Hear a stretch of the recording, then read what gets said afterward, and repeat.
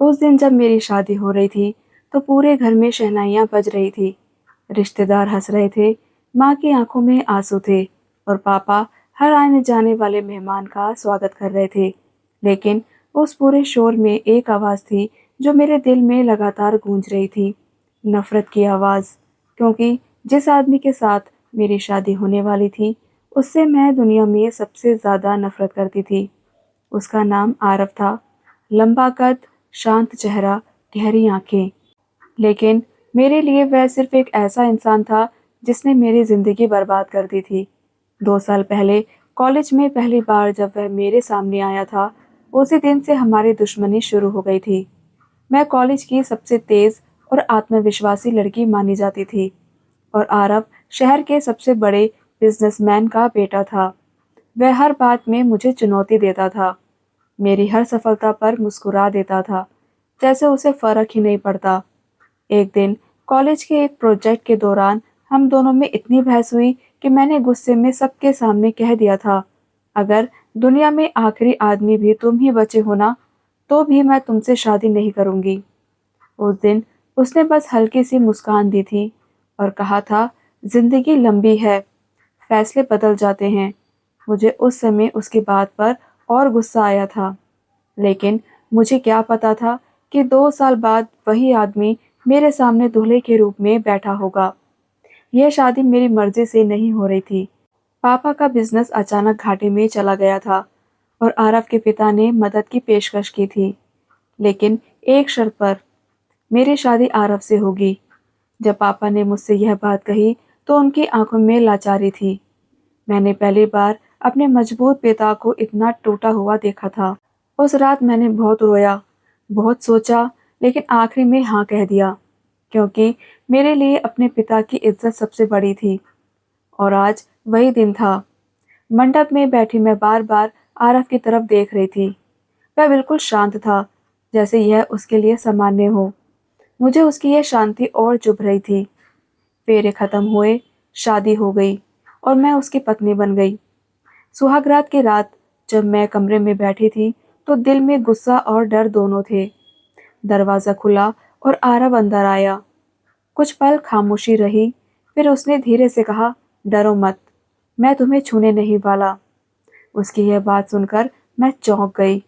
मैंने गुस्से में कहा, तो फिर शादी क्यों की?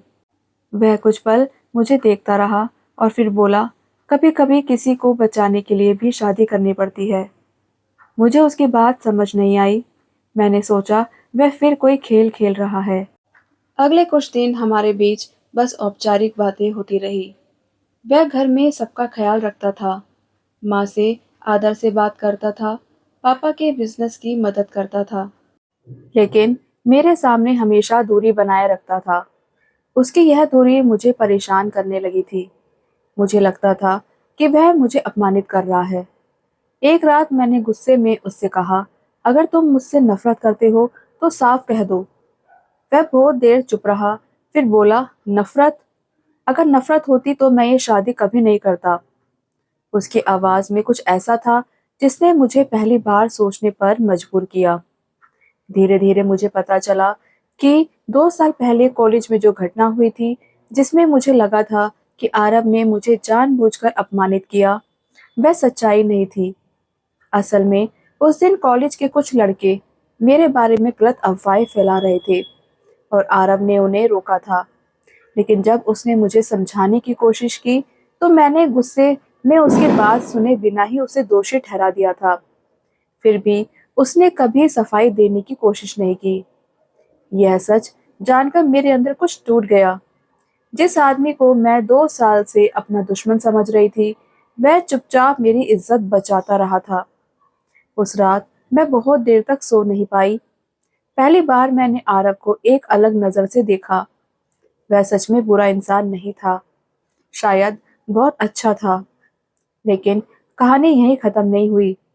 एक दिन अचानक मुझे पता चला कि आरव की जिंदगी में पहले से कोई था, नैना। वह उसके बचपन की दोस्त थी और दोनों एक दूसरे से प्यार करते थे। यह सुनकर मेरे दिल में अजीब सा दर्द हुआ। मुझे समझ नहीं आया कि क्यों। शायद इसलिए कि अब मैं उसे पहले जैसा नफरत नहीं कर पा रही थी। जब मैंने उससे इस बारे में पूछा तो उसने शांत आवाज में कहा, हाँ, मैं उससे प्यार करता था, लेकिन अब वह मेरी जिंदगी में नहीं है। उसकी आंखों में उस वक्त जो दर्द था, उसने मुझे चुप कर दिया। धीरे धीरे हमारे बीच की दूरी कम होने लगी। हम बातें करने लगे, साथ में खाना खाने लगे, कभी कभी हंस भी लेते थे। और एक दिन मुझे एहसास हुआ कि जिस आदमी से मैं नफरत करती थी, वही धीरे धीरे मेरे दिल के सबसे करीब आ गया है। लेकिन उसी वक्त किस्मत ने एक और मोड़ ले लिया। एक शाम आरव घर बहुत देर से आया। उसके चेहरे पर थकान और दर्द था। मैंने पूछा तो वह टाल गया। कुछ दिनों बाद मुझे पता चला कि वह गंभीर बीमारी से जूझ रहा है और पिछले 1 साल से इलाज करा रहा है। यह सुनकर मेरे पैरों तले जमीन खिसक गई। मुझे समझ आ गया कि उसने मुझसे दूरी क्यों बनाई थी, क्योंकि उसे डर था कि वह मुझे दुख देगा। उस रात मैंने पहली बार उसके सामने रोते हुए कहा, तुमने मुझसे सच क्यों नहीं बताया? वह मुस्कुराया और बोला, क्योंकि तुम मुझसे नफरत करती थी और मैं चाहता था कि तुम्हारी जिंदगी आसान रहे। उस पल मुझे एहसास हुआ कि नफरत और प्यार के बीच की दूरी कितनी छोटी होती है। मैंने उसका हाथ पकड़कर कहा, अब मैं तुम्हें कहीं जाने नहीं दूंगी। वह बस मुझे देखता रहा और उसकी आंखों में पहली बार उम्मीद की चमक दिखाई दी।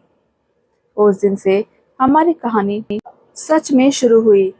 एक ऐसी कहानी जिसमें नफरत से शुरू हुआ रिश्ता धीरे धीरे दुनिया की सबसे सच्ची मोहब्बत में बदल गया। तो दोस्तों, कैसी लगी आपको मेरी आज की ये कहानी? अगर पसंद आई हो तो मेरे चैनल को लाइक, शेयर और सब्सक्राइब जरूर करें। कल मिलते हैं अपनी एक और नई कहानी के साथ।